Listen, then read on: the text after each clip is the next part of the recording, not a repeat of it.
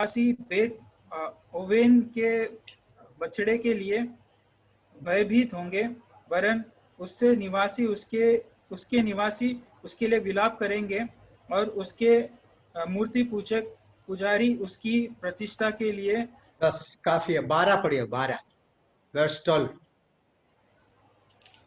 अपने लिए धार्मिकता बोते और करफ करफ करफना की कटनी काटते अपनी परती भूमि को जोते, क्योंकि समय आ गया है कि तुम यहोवा के खोजी बनो, जिससे वो आकर तुम पर धार्मिकता का वर्षा करें।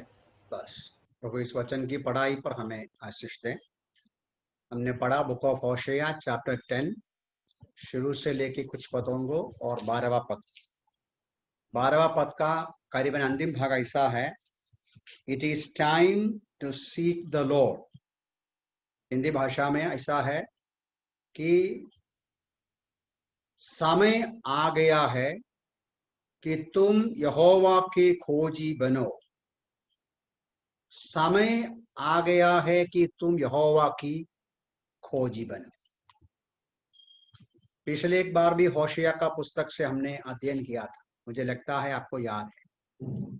होशिया का पुस्तक उसका 4 अध्याय से लेके 7 अध्याय तक परमेश्वर ने होशिया के द्वारा यहूदियों का पापों का वर्णन किया। वो हम पढ़ते हैं चैप्टर्स 4 to 7। उसके बाद 8 से लेके 10 पदों में देखते हैं कि परमेश्वर किस प्रकार यहूदियों के उन पापों के वजह से दंड देगा।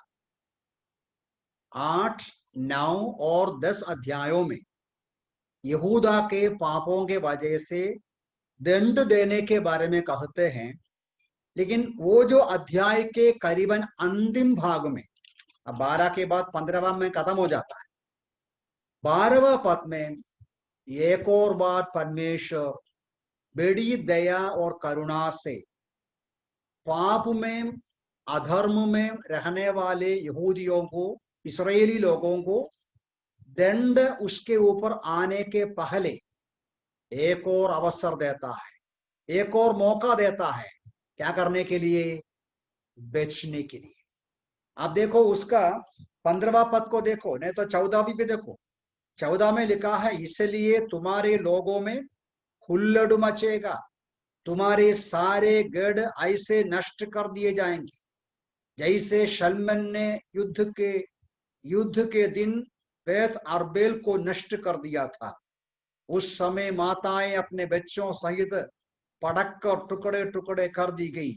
देखिए, बहुत बड़ी विपत्ति इसराइलियों के ऊपर आने वाला है, लेकिन उसके पहले परमेश्वर का दया का, करुणा का, सहानुभूति का शब्द है, एक और बार बचने का मौका, एक और बार पाप का दंड से बचने का मौका, दंड आने के पहले।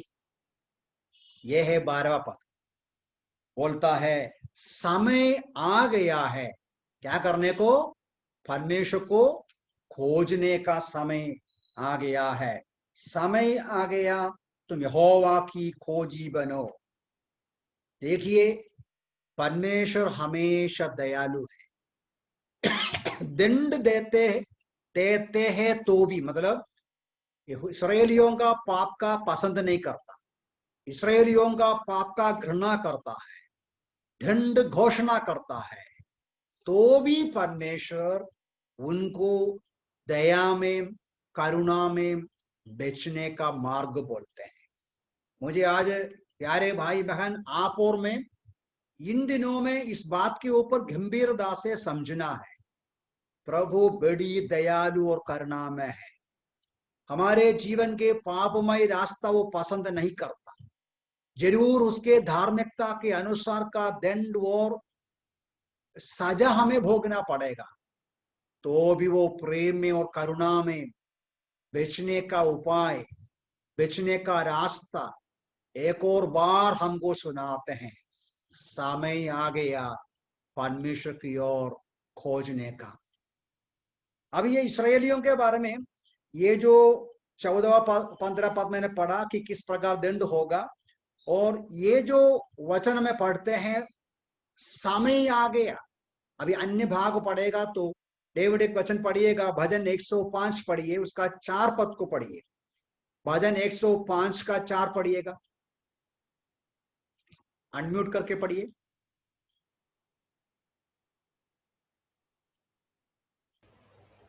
यहोवा और उसके सामर्थ को खोजो, निरंतर उसके दर्शन की खोजी बने रहो। निरंतर खोजना। एक और वचन पढ़िए, मन में रखिए वचन, एक और वचन ऐशिया 55 का 6 पढ़िए।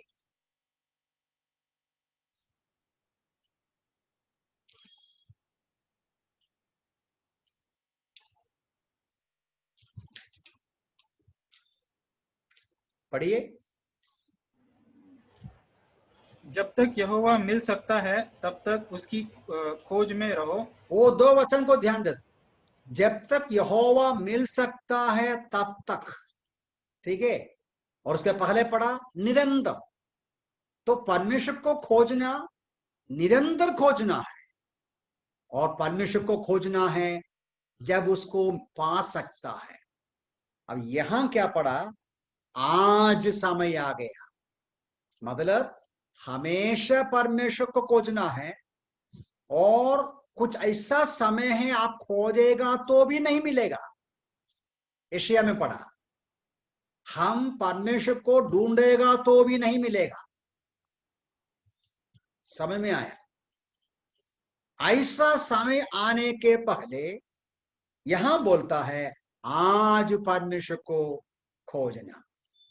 अब पूरा 12वां पद का बहुत ही तसल्ली देने वाला और आश्वासन देने वचन है। परमेश्वर को खोजना मतलब क्या है, परमेश्वर को किस तरीके से खोजना है, ये सारी बातें 12वां पद में बहुत सरल तरीके से लिखा है। अभी होशिया का पुस्तक में आप पढ़ेगा तो पता चलेगा, बहुत सारा एग्रीकल्चरल फिगर्स इस्तेमाल करते हैं, खेती के बारे में, पौधों के बारे में, फल के बारे में बहुत सारी बातें पढ़ते हैं।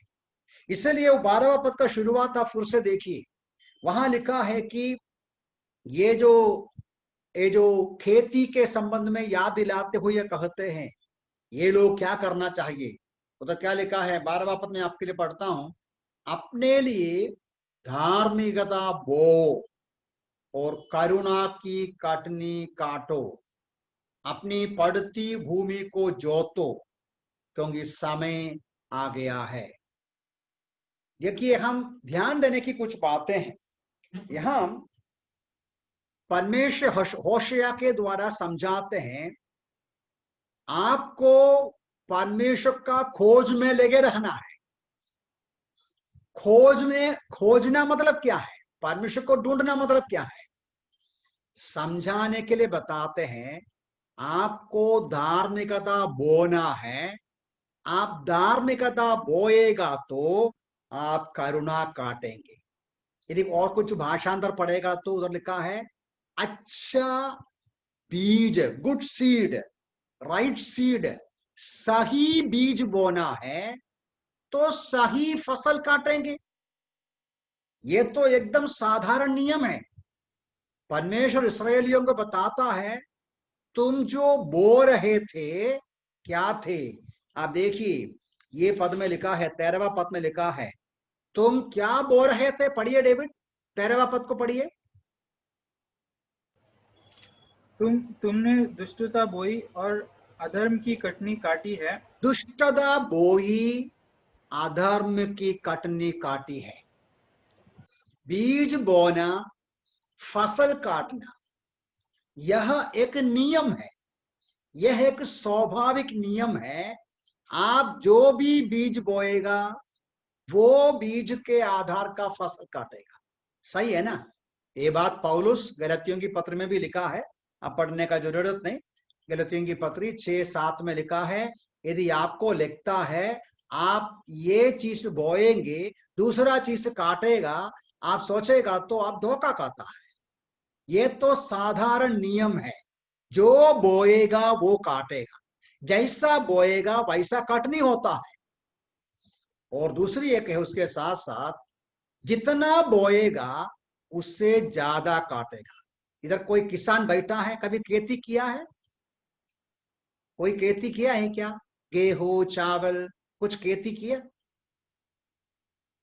अब चावल, मुझे याद है हमारे बचपन में चावल का खेती करते थे, बोते हैं, जितना बोएगा उससे बहुत ज्यादा काटेगा। ऐसा नहीं कि 4 बोया 4 काटा। अब 4 का बोएगा तो 40 काटता है। जितना बोएगा, जो बोएगा, चावल बोएगा तो गेहूं नहीं मिलेगा, चावल बोएगा तो चावल मिलेगा, और एक चावल बोएगा तो 4 चावल मिलेगा, 4 चावल बोएगा तो शायद 10 चावल मिलेगा, कई गुना मिलता है।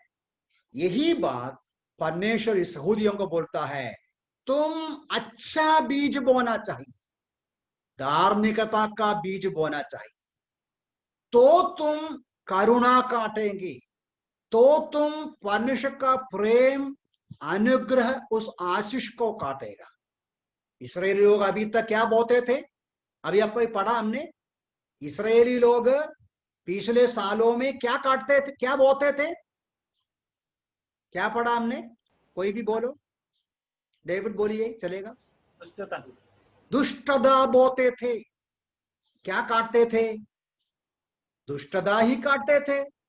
दुष्टता बोएगा तो दुष्टता काटेगा, 4 दुष्टता बोएगा तो 40 दुष्टता काटेगा, गंदगी बोएगा गंदगी काटेंगे।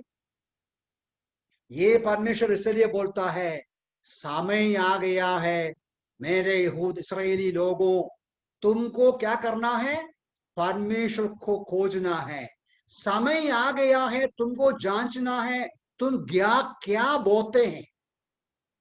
देखिए, आप और मैं हर दिन बोते रहते हैं, और जैसा उम्र बढ़ते जाते हैं हम काटते जाते हैं। ध्यान से सुनिए, आप और मैं, मेरा उम्र आपको मालूम है, जो मैं 20 साल में 25 साल में बोया अभी काट रहा है, जो 30 40 15 35 साल में बोया वो कभी काट रहा है, और अभी जो मैं बोएगा शायद जिंदगी है तो 3-4 साल के बाद काटेंगे, और कभी कभी परसों भी काट सकता है। तो आज जैसा उम्र बढ़ गया हमको पता है, हम एक जगह में बो रहा है, दूसरे जगह से काट रहा है। जो भी खेती करता आपको पता है, 15-20 साल पहले शाक ना शाक चीकूड, वो जगह नारियल का झाड़ रखा या अच्छे अच्छे कुम्मत का जो झाड़ रखा, 15-20-25 साल के बाद उसको फसल मिलेगा, बहुत खुशी होता है, बहुत लाखों रुपया का लकड़ी मिलता है। समझ में आए? तो आज हम जो बो रहा है, तो मसीही जीवन में, आध्यात्मिक जीवन में भी भूलना नहीं, हम हर दिन हर घड़ी में आत्मिक रूप में बोते जाते हैं, जो हम काटते रहेंगे। इसराइली लोग दुष्टता बोते थे, अब दुष्टता काट रहा है, बोलता है तुम्हारे ऊपर बड़ी दंड आने वाला है। दंड आने के पहले एक और अवसर है, आज परमेश्वर की ओर खोजना। मुझे सुनने वाले प्यारे भाई बहन, मैं शायद आपको देखता नहीं और बराबर मैं आपका चेहरा समझता नहीं, लेकिन मैं आपको बताना चाहता हूं, परमेश्वर के वचन के आधार पर ध्यान से याद करो, ध्यान से जिंदगी को जांचो, मैं क्या बो रहा हूं, क्या काट रहा हूं। आज जो काट रहा है, पिछले दिन बोया हुआ गलत बोया इसलिए है, भूलना नहीं, आज भी गलत बोएगा तो परसों और गंदगी काटेगा। बेचने के लिए प्रभु बोलता है, आज परमेश्वर की ओर फिरो, आज परमेश्वर को खोजो। अब इन 4-10 अध्याय को शुरू से पढ़ेगा तो परमेश्वर उसको बीच में बताता है, वो हमारे लिए सबक देता है। इनका सबसे बड़ा कुछ और गंदगी को सूचना देता है, गंदगी का सूचना देता है, इसराइलियों का पराजय का, पाप का सूचना देते हैं। वो हमें भी सबक देता है कि किस प्रकार हम जीना नहीं चाहिए। जल्दी जल्दी देखेंगे, 5 बातें मेरे सामने हैं, उस बात को देखे, वापस हम 12 में आएंगे। नंबर 1, 2 पद पढ़िए, 2 पद फिर से पढ़िएगा हिंदी में। वर्स 2, डेविड अनम्यूट करके पढ़िए जल्दी जल्दी। उनका मन विश्वासघाती है। हाँ बस, उनका मन विश्वासघाती है। इंग्लिश भाषा में कैसा है? Their heart is divided. Their heart is divided. इसका मतलब क्या है? हिंदी भाषा में विश्वासघाती है, इंग्लिश भाषा में द हार्ट इज डिवाइडेड। परमेश्वर ने इस्राएली लोगों के जीवन में पाया हुआ एक बड़ी बुराई, जैसा मैंने कहा 4 अध्याय से एक गंभीरता से कह रहा है, अब फिर से बोलता है। इस्राएली लोगों का हृदय डबल हो गया, मतलब टुकड़ा हो गया, आधा आधा परमेश्वर को, आधा अपने लिए, अपने पसंद के अनुसार। Divided heart. ये डिवाइडेड हार्ट का एक्सप्लेनेशन 1 में लिखा है, किस प्रकार उनका हृदय टुकड़ा हो गया, डिवाइड हो गया। हिंदी भाषा में विश्वासघात लिखा है। किस प्रकार हो गया? पहला पद का शुरुआत थोड़ा सा पढ़िएगा हिंदी में, डेविड। इजरायली लहलहाती हुई दाखलता है, हाँ, उसमें फल लगते हैं, जितने अधिक उसमें फल लगे हाँ, उतनी ही अधिक उसकी वेदियां बस देखो, इंग्लिश में कुछ और भाषा में लिखा है, Israel is a luxurious vine. Luxurious vine, verse 1 का सारांश ऐसा है, इसराइल में परमेश्वर ने एक दाखलता के रूप में लगाया, और ये दाखलता एकदम फैल गया, और परमेश्वर ने इसराइल को दाखलता के रूप में लगाया, वो दाखलता फैल गया, एकदम स्प्रेड हो गया, और बहुत फलवंत हो गया। और फलवंत हो गया तो वो क्या करता है? अब और इंग्लिश में आप पढ़ते हैं, या मेरे इंग्लिश में ऐसा है, he brings forth fruit for himself. Israel का गलती ये है, क्या है गलती? परमेश्वर ने उसको आशीष दिया, वो एक लग्जूरियस वाइन के रूप में स्प्रेड हो गया, मजबूत हो गया, आशीषित हो गया, बढ़ गया, फलवंत हो गया। जब फलवंत हो गया तो क्या करने लगा? उनका फल अपने लिए इस्तेमाल किया। वो पहला पद का शुरू में लिखा है, जितना ज्यादा फलवंत हो गया, जितना ज्यादा प्रॉस्परस हो गया, जितना ज्यादा मजबूत हो गया, उतना ज्यादा मूर्ति पूजा करने लगा।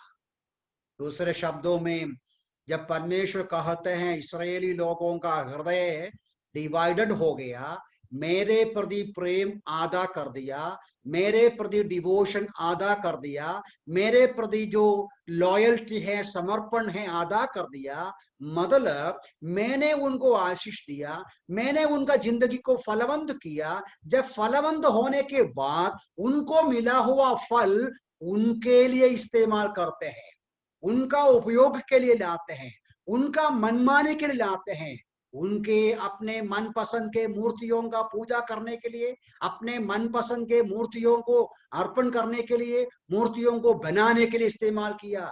इसराइलियों का बड़ा पाप के रूप में कहते हैं, मैंने उनको आशीष दिया, मैंने उसको प्रॉस्परस कर दिया, मेरे प्रति उसका प्रेम कट कर दिया, उनका हृदय में मेरा स्थान कम कर दिया। वो अन्य जाति मूर्तियों के पीछे जा रहा है। हमारे बारे में कैसा बोलेगा परमेश्वर?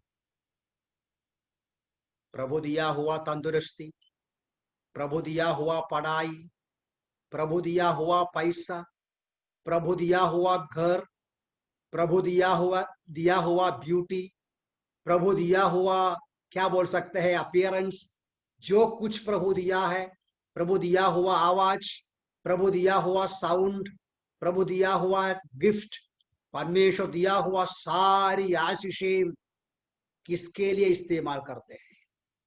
अपने लिए, अपनी इच्छा के लिए, अपनी खुशी के लिए। प्रभु में दिया हुआ आशीषों को अनुभव करते हुए प्रभु से ज्यादा प्रेम करता है, आधा प्रेम करते हैं। यहां हम इसराइल लोग आधा प्रेम किया, परमेश्वर को आधा प्रेम नहीं चाहिए। बोलता है पूरे मन से, पूरी शक्ति से, पूरी सामर्थ्य से मेरा प्रेम करना है। तो पहला गुना उसके बारे में याद दिलाता है, देखो तुम लोग लग्जूरियस वाइन है, प्रॉस्परस है, and you are using your fruit for yourself. और जितना प्रॉस्परस हो गया, ज्यादा गलती करता है, इसलिए दंड जरूर आएगा। आगे पढ़ेंगे। सेकंड थिंग उधर लिखा है, वर्स 4 को देखिए। अनदर थिंग, इसराइलियों का पाप के बारे में परमेश्वर कहते हैं। डेविड आप पढ़ेंगे वर्स 4। वे केवल बातें बनाते हैं, वे झूठी शपथ खाकर वाचा बांधते हैं। अब खेत की रेघारियों में विषैली। हाँ, बस काफी है। शुरुआत एकदम हिंदी में सही है।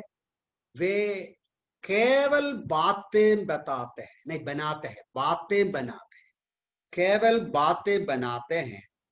They have spoken words swearing falsely in the making a covenant. अब ज्यादा गहराई से विचार करने का समय नहीं है। उनका गलती, सेकंड गलती हमें समझाता है इसराइलियों का और एक पाप ये है कि वो फालतू बातें मतलब वाचा बांधते हैं, वाचा। अभी इंग्लिश में वाचा है ना, कवनट लिखा है। इंग्लिश में वाचा का शब्द है कि नहीं है ना, है। शपथ खाता, झूठी शपथ खाकर वाचा बांधते हैं। क्या है वाचा बांधना मतलब? अभी हम विश्वासी प्रभु के साथ एक वाचा बांधा है। संसार का हर रोज का जीवन में हम सब वाचा बांधते हैं। विशेष रूप से मनुष्य वाचा बांधते हैं पारिवारिक जीवन में। पत्नी और पति, पति और पत्नी, एक पुरुष और स्त्री वाचा बांधते हैं। क्या वाचा बांधते हैं? आप सुना है विवाह का वाचा, प्रतिज्ञा, ओथ। क्या बोलता है? लड़का लड़की, लड़की लड़का से क्या बोलेगा? मैं तुमको प्रेम करूंगा, मृत्यु तक तुम्हारे साथ रहूंगा, तुम्हारे अलावा किसी से प्रेम नहीं करेगा, है ऐसा है ना? तुम्हारे साथ रहेगा, बीमारी में, दुख में, क्लेश में, संकट में, दोनों बोलेगा। वो हर रोज पढ़ने का है, मेमोराइज करने का है। ये परिवार की एक्चुअली होशिया का पुस्तक का जो मुख्य विषय वो ही है। शुरुआत का 3 अध्याय पढ़ना चाहिए। पारिवारिक जीवन में किस प्रकार इस्राएलियों के बीच में अनफेथफुल रहा है, और उस अनफेथफुलनेस को परमेश्वर तुलन करते हैं इस्राएलियों का परमेश्वर के साथ का संबंध। जिस प्रकार पारिवारिक जीवन में झूठी शब्द खाते हैं, मैं तुम्हारा देखभाल करूंगा बोलने के बाद देखभाल नहीं करता, मैं तुम्हारे साथ रहूंगा बोलने के बाद नहीं रहता। पारिवारिक जीवन में अविश्वस्तता, अनफेथफुलनेस परमेश्वर बिल्कुल पसंद नहीं करता है। मनुष्य आपस में शब्द बातें करते हैं, मैं करूंगा, बाद में नहीं करता, अनफेथफुलनेस है। वाचा, शब्द या निर्णय को कैंसिल करते हैं। और ये हम पढ़ते हैं, ये जो इसराइलियों के संबंध वो पढ़ते हैं राजा के बारे में। वो जो 5 में लिखा है, नहीं 5 नहीं 4 में, 3 में लिखा है, वो बोलता है हमको कोई राजा नहीं है, हमारे ऊपर कोई शासन करने के लिए नहीं है, कोई राजा नहीं है। और इसलिए हम पढ़ते हैं यहाँ परमेश्वर सूचना देते हैं इसराइली लोग इंडिविजुअली आपस में विश्वासघात करते हैं, परिवार में विश्वासघात करते हैं, देश में नेशनली अपने नेताओं के संबंध में विश्वासघात करते हैं, और अंत में परमेश्वर के साथ में विश्वासघात किया। प्रभु बोलता है आई एम वेरी सॉरी, मुझे उसको दुख लगता है, मेरा लोग फॉल्स कवरेंट, झूठी शपथ खाते हैं। उनका मुंह से जो शब्द निकलते हैं बिल्कुल सच्चाई नहीं है, झूठ और कपटता की बातें करते हैं। 6 अध्याय का 7 देखिए, 6 अध्याय का 7, 6 का 7 देखिएगा। They have dealt treacherously with the law, they have begotten they have begotten pagan children. यहां परमेश्वर के साथ उसका विश्वासघात की बात लिखा है। तो इसराइली लोगों का पाप का नंबर 1 मतलब सेकंडली बता रहा है their false covenants, divided heart, and secondly false covenant. ये भी मैं ज्यादा वर्णन करने को लेता नहीं समय, लेकिन ये बहुत गंभीरता से सोचना है। मैं ये सोचते समय मैं विचार कर रहा था, कई बार हमारा गाना, मुझे लगता है मसीह विश्वासी का झूठा शब्द का सबसे बड़ा एग्जाम्पल हमारा गाना है। हम गाना में क्या बोलता है? I surrender all, I surrender all, सब कुछ देता हूं, सब कुछ देता हूं। सही है क्या? हम गाएंगे, हम क्या बोलेगा? क्या प्रभु, वो तो गाना है, किसी ने तो लिखा, हम तो गाया, उसमें क्या बड़ी बात है? गीत गाते समय, प्रार्थना करते समय मुझे लगता है हम बहुत ज्यादा कई बार विश्वासघात करते हैं, जानते हुए या ना जानते हुए। लेकिन ये वचन हमें समझाते हैं परमेश्वर बिल्कुल पसंद नहीं करता। बोला तो बोला है, कहा तो कहा है। प्रभु के सामने हमने बोला, वो पालन करना चाहिए। प्रभु को बोला आप मेरा प्रभु है, वो हमारा प्रभु होना चाहिए। प्रभु को बोला प्रभु मैं जिंदगी मैं अपने आप को आपके लिए देता हूं, उसको देना है, प्रभु को देना है। ठीक है, मैं आगे बढ़ना चाहता हूं। थर्ड पे आएंगे। Third thing that God hates in the life of Israelites. Number 1 क्या है? Their divided heart. Number 2 their false covenant. Number 3 verse 9 को देखिए, 9वां पद को देखिएगा। हिंदी पढ़िए डेविड। हे इज़राइल, तू गीबा के दिनों से पाप करता आया है, ये लोग उसी में बने रहे हैं। क्या गीबा में कुटिल मनुष्य युद्ध में नहीं फंसे? हाँ, बस फिर से देखिए 9 का शुरुआत। ओ इस्राएल, you have sinned from the days of Gibeah. There they stood. समझ में आया? हिंदी में फिर से पढ़ता हूं मैं इसे थोड़ा सा।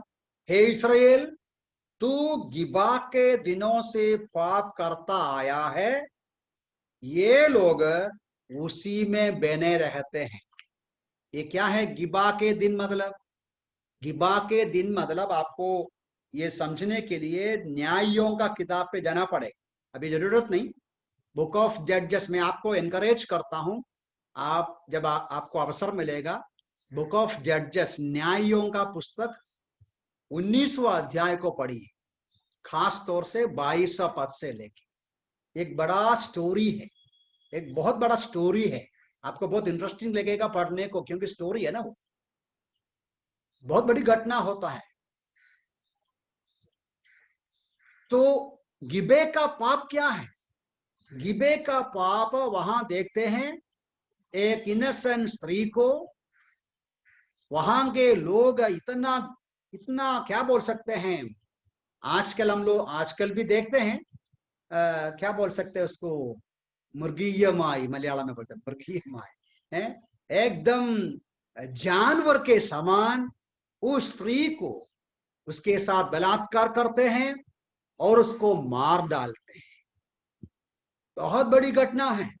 उसका परिणाम के रूप में वो बेंजामिन का गोत्र है, कुटुंब है, और अन्य गोत्र के लोग इनसे लड़ाई को करते हैं, फाइट को आते हैं, तो गलती किया हुआ लोगों को संभालते हैं। गिबे के लोगों ने गुनहगारों को संभाला, प्रोटेक्ट किया, बड़ी झगड़ा होता है और परमेश्वर बोलता है इतने सालों के बाद भी, इतने सारे साल हो जाने के बावजूद भी इस्राएली लोगों में कोई परिवर्तन नहीं आया, आज भी तुम वही करता है। ये गिबे के लोग, बेंजामिन इस्राएली लोग। तो परमेश्वर का यहां का कंप्लेंट क्या है उनका गुनाह के रूप में? आज भी तुम वही पाप करते हैं, कोई सुधार नहीं आया, कोई बदलावट नहीं आया, कोई रूपांतर नहीं आया. That is the third thing. No improvement. Even after so many years, even after so many years, not hundreds, even more than that, बहुत सारे सालों के बावजूद भी इसराइलियों के अंदर कोई इंप्रूवमेंट नहीं आया, रूपांतर नहीं आया.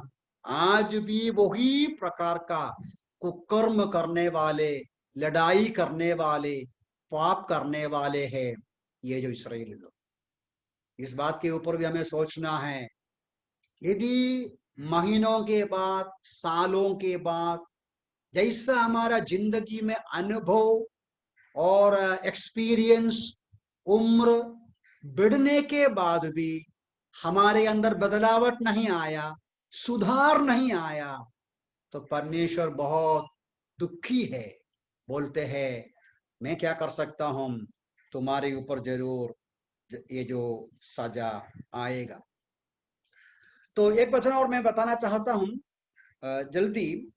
एक्चुअली वहां एक वचन भी है, या 10 वचन ऐसा है, 10 वचन भी देखो उसके साथ ही. When it is my desire, I will chasten them. मुझे जब मेरी इच्छा होगी मैं इन्हें ताड़ना दूंगा. जल्दी देखेंगे दो बातें और. वर्स 11 को देखिए. Another thing God doesn't like जो इसराइलियों के अंदर है. वर्स 11 देखिएगा, पढ़िए 11. एफ्रेम प्रशिक्षित बचिया है जो दावना पसंद करती है, पर मैं उसकी सुंदर गर्दन पर जुआ रखूंगा. मैं एफ्रेम को जोतूंगा, यहूदा हल और याकूब. बस बस बस बस के इधर क्या पढ़ते, थोड़ा सा सोचने का शब्द है, थोड़ा फिर से वो मेटाफोरिकली कह रहा है ना. Ephraim is a trained heifer that loves to thresh grain, but I harnessed her fair neck. I will make Ephraim pull a plow. इसका मतलब क्या है? इसका मतलब मैं हिंदी में फिर से पढ़ता आपके लिए. 11वां पद. एफ्राइम प्रशिक्षित बछिया है जो दावना पसंद करते हैं. इस एफ्राइम इस्राएलियों को तुलन करते हैं ऐसा एक गाय या बछड़ा, बछड़े से जो दावना पसंद करते हैं. दावना मतलब क्या होता है आप समझते ना? दावना मतलब that loves to thresh grain. आज भी आप देखते हैं गांव में जो चावल है, गेहूं है, उसको क्या बोलता है हिंदी भाषा में? दावना. आप समझा ना? लिमिटेड शब्द है इसलिए बोलने को मुश्किल होता है. गांव में पुराने समय में आज भी देखते हैं जो गेहूं काटने के बाद उसको, उसका दाना निकालने के लिए जानवर का इस्तेमाल करते हैं. उसके ऊपर से जानवर चलते हैं. जब जानवर चलेगा तो क्या होता है, वो गेहूं या चावल जो काटा है उसमें से दाना निकलते हैं. इसको दावना बोलते हैं.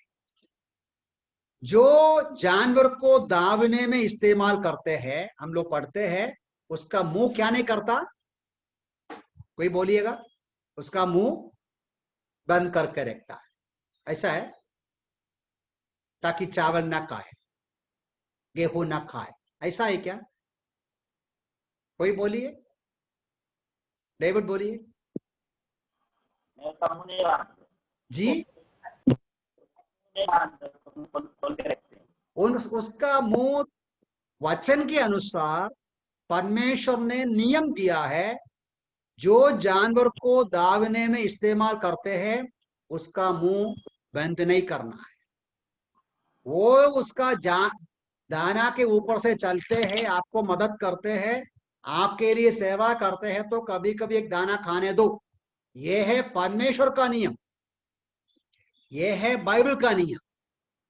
तो इसलिए बछड़ा क्या पसंद करते हैं, लेकिन जो बछड़ा जिसको खोदने के लिए इस्तेमाल करेगा, मतलब जमीन खोदने को इस्तेमाल करेगा, उसके ऊपर हल रखता है, सही है ना, उसको बांधता है और वो आजाद नहीं है, उसको खाने को मौका नहीं मिलेगा। लेकिन बछड़ा जो है जिसको दावने में इस्तेमाल करते हैं, उसके ऊपर हल भी नहीं, उसको बांध के रखा नहीं, वो घूमते फिरते रहते हैं, बीच बीच में काते फिरते रहते हैं। तो इसलिए परमेश्वर वो जो चित्र को लेके बोलते हैं, यफ्रीम ऐसा बछड़े के समान है जो दावना पसंद करते हैं, जिसको बांधना पसंद नहीं करता, जिसके गर्दन में हल रखना पसंद नहीं करता, जो घूमते फिरते रहने को पसंद करते हैं। उसको रेस्ट्रिक्ट करेगा तो अच्छा लगता नहीं है, उसका मुंह हमेशा खुला रहना चाहता है, उसको बीच बीच में काते रहना पसंद करता है। तो यहां का विषय एफ्राइम को तुलन करता है एक बछड़े से जिसको दावने में इस्तेमाल करते हैं, जिसका गर्दन में कभी हल रखा नहीं है, बोझ रखा नहीं है, जिसको कभी बांध कर कड़ा नहीं किया है, बांध कर इस्तेमाल नहीं किया है। ये ऐसा स्वभाव होता है जो हमारे अंदर भी है कि बंधन में रहना, रेस्ट्रिक्शन में रहना, नियमानुसार रहना, बोझ के नीचे रहना पसंद नहीं करता, आजाद रहना पसंद है, अपनी इच्छानुसार घूमते रहना, अपनी इच्छानुसार खाते रहना, अपनी इच्छानुसार जो भी करना है करते रहना, ऐसा पसंद करने वाले इफ्राइम के लोगों को बोलता है, मैं तुम्हारे ऊपर, देखो नीचे लिखा है ना वो, मैं तुम्हारे गर्दन के ऊपर क्या करेगा, 11 पद का नीचे, मैं इफ्राइम को जोतूंगा, मैं जुआ रखूंगा, मैं उसकी सुंदर गर्दन पर, सुंदर गर्दन, कभी भी जुआ रखा नहीं, मैं उसका सुंदर गर्दन पर जुआ रखूंगा, मैं एफ्राइम को जोतूंगा, यहूदा हल और याकूब हेंग कुंचेंगे, मैं बड़ी बोझ उसके ऊपर लेके आएगा। वो कैसा लेके आएगा, दंड के रूप में, आसरियन राजा के रूप में लेके आएगा। नया नियम में हम लोग पढ़ते हैं, आपको याद है मत्ती सुसमाचार 11 का 28 में बोला, हे परिश्रम करने वाले बोझ से दबे हुए लोगों मेरे पास आओ, मैं विश्राम दूंगा। उसके बाद 29 में क्या बोला परमेश्वर, प्रभु यीशु मसीह, मेरा जुआ अपने ऊपर उठा लो, मेरे साथ चलो। जो विश्वासी के अंदर लगता है मैं अपनी पसंद के अनुसार जीऊंगा, वो सच्चा विश्वासी जीवन नहीं है। आपको कहाँ पढ़ाई करना है, आपको आपका भविष्य कैसा है, आपका विवाहिक जीवन कैसा है, आपका मेरा हर रोज का जीवन कैसा है, ये सब प्रभु निर्णय करता है। किसको शादी करना है प्रभु निर्णय करता है, क्या पढ़ाई करना है प्रभु निर्णय करता है, कहाँ रहना है प्रभु निर्णय करता है। क्योंकि आपने बोला यीशु जी आप मेरा प्रभु और स्वामी हैं, हम उसके पास गया, बोला मेरा जुआ उठा लो, मेरे साथ रहो। यदि मन नहीं है, प्रभु बोलता है ये बछड़ा ऐसा बछड़े के समान है जो दावने का बछड़ा है, जिसको घूमते फिरते रहना है, अपनी मनमानी करना है, अपनी इच्छानुसार चलना है। ये सच्चा मसीही विश्वासी जीवन नहीं। प्रभु बोलता है जब मुझे पसंद आएगा मैं उसका गर्दन तोड़ेगा, मैं उसका गर्दन के ऊपर भारी बोझ रखेगा। परमेश्वर के अधीन में जो नहीं रहेगा, आज बो रहा है भूलना नहीं, एक दिन काटेगा, सब समझेगा परमेश्वर से दूर रहना बोझ है, भारी होता है। परमेश्वर के इच्छा के बाहर रहना भारी पड़ता है, वो काटना पड़ेगा। इसलिए प्रभु बोलता है आज अवसर आ गया, आज दिन आ गया, आज समय आ गया है, प्रभु को ढूंढे, परमेश्वर को ढूंढे। मैं आगे बढ़ना चाहता हूं, एक और बात बोल के वो समाप्त करेंगे हम लोग जल्दी। एक और बात यह है, वर्ष 13 का लास्ट देखिए, 13 का लास्ट, 13वां पद का लास्ट देखो। 13वां पद का अंत में लिखा है, पढ़िए डेविड, तुमने 13वां पद का अंत। तुमने अपने ही उपायों और अपने बहुत से योद्धाओं पर भरोसा रखा है। हाँ, you trusted in your own way in the multitude of your mighty men. क्या किया? You trusted in your own way in the multitude of your men. उधर लिखा है फिफ्थ बात जो परमेश्वर पसंद नहीं किया वो ये है,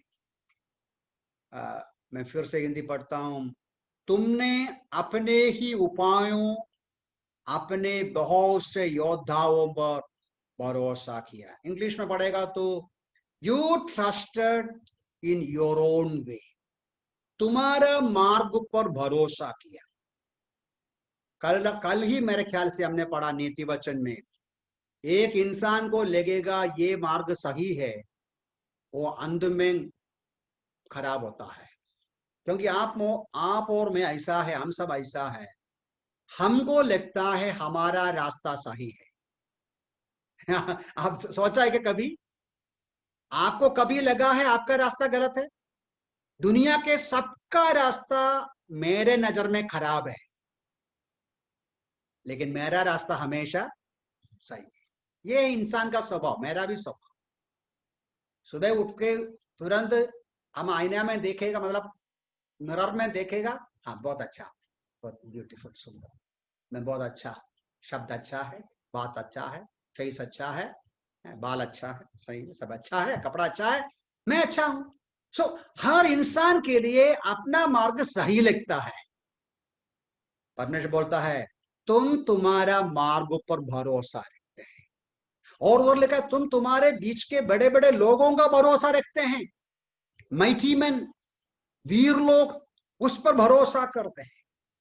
बस मैं आगे बढ़ना चाहता, बंद करना चाहता हूं। 5 बातें परमेश्वर इसराइलियों का पाप के बारे में कहा, ये आज भी हमारे बारे में सही हो सकता है। Divided heart, false covenant, and no improvement even after so many years, so many experiences, and loving to be free, loving to be unrestricted, and finally trusting in our own way, अपने ही मार्ग सही है सोच के रहना। परमेश्वर बोलता है इसका परिणाम क्या है? 13वां पद का शुरू में पढ़ा, तुम गलती बोया, तुम गलती काटते हो, दुष्टता को बोते रहते हैं, अधर्म की कटनी तुम काटी है, तुमने झूठ का फल खाया है, झूठ का फल खाया। इसलिए 12 पद में उसको एनकरेज करते हैं, आज समय आ गया परमेश्वर की ओर फिरो। ये परमेश्वर की ओर फिरना मतलब क्या है वो मैं केवल सूचना देके बंद करूंगा। परमेश्वर की ओर फिरना मतलब, उधर लिखा है अपने लिए धार्मिकता बो, मतलब सही बीज बो तो करना की काटेंगे। मतलब क्या है? अपनी पड़ती भूमि को जोतो, क्योंकि समय आ गया है। सबसे पहले करने की बात यह है, हमारा जो पड़ती भूमि, मतलब क्या पड़ती भूमि? बहुत दिनों से जो खेती नहीं किया, खोदा नहीं, खुदाई नहीं किया, मिट्टी हार्ड है, पत्थर है, झाड़ है, वहां कितना भी बीज बो कोई फायदा नहीं मिलेगा। आपकी पड़ती भूमि को जोतना चाहिए, हृदय को तोड़ना चाहिए।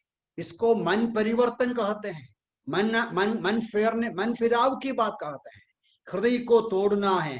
हृदय की जैसा एक जमीन को खोदते हैं, जहां वेदना होता है, ब्रेक होता है, टुकड़ा टुकड़ा होता है, जमीन की नीचे की बातें बाहर आते हैं। हृदय को तोड़ना है, हृदय की अंदर की बातें बाहर आना चाहिए। तो उस प्रकार परमेश्वर के सामने अपने आप को जांचना है, अपने आप को तोड़ना है, अपना स्वार्थता, अपनी गलती, अपना कठोरता, अपना स्वयंवर जो भरोसा, ये सब कबूल करके अपने आप को प्रभु के पास हम तोड़ेगा तो वचन में कहते हैं परमेश्वर का वचन धोधारी तलवार के समान है, जो हमारे हृदय के अंदर तक घुसते हैं, उसकर अंदर की चीजें बाहर लेके आते हैं। ऐसा खुदाई करना है, हृदय को नरम करना है, हृदय को साफ बनाना है, तो परमेश्वर का वचन को बोएंगे तो क्या परिणाम होगा। उधर एक शब्द लिखा है देन, है ना, उधर लिखा ना, देखो वो जो 12वां पद का अंतिम कैसा है, करीबन उधर लिखा है कि तुम यहोवा जिसे वह आंख तुम पर धार्मिकता का वर्ष करे। इंग्लिश में ऐसा पढ़ते हैं कि इंग्लिश भाषा में ऐसा पढ़ते हैं, it is time to seek the lord till he comes and reigns righteousness. See, you need to keep on seeking the Lord. You need to keep on breaking our heart. You need to keep on repenting, confessing, yielding, trusting the Lord, sowing the right seed till जब तक परमेश्वर हमारे अंदर उसकी धार्मिकता का वर्षा नहीं भेजेगा। क्या है उसकी धार्मिकता? मतलब उसका स्वभाव, उसका गुण, यीशु मसीह का गुण, यीशु मसीह का धार्मिकता, यीशु मसीह का जो आध्यात्मिक क्वालिटी और जीवन और गुण होता है, वो हमारे अंदर उंडेलने तक हम परमेश्वर का खोजी होके रहना चाहिए। तो हम परमेश्वर हमारे अंदर एक नया जीवन, एक नई जिंदगी और परिवर्तन लाएगा। इस्राएलियों को दिया हुआ संदेश जरूर हमारे लिए भी सबक देते हैं। दंड देने के पहले अंतिम समय में करुणा और दया के साथ, सहनशीलता और करुणा के साथ परमेश्वर इस्राएलियों को बोला, आज तुमको परमेश्वर की ओर फिरने का समय है।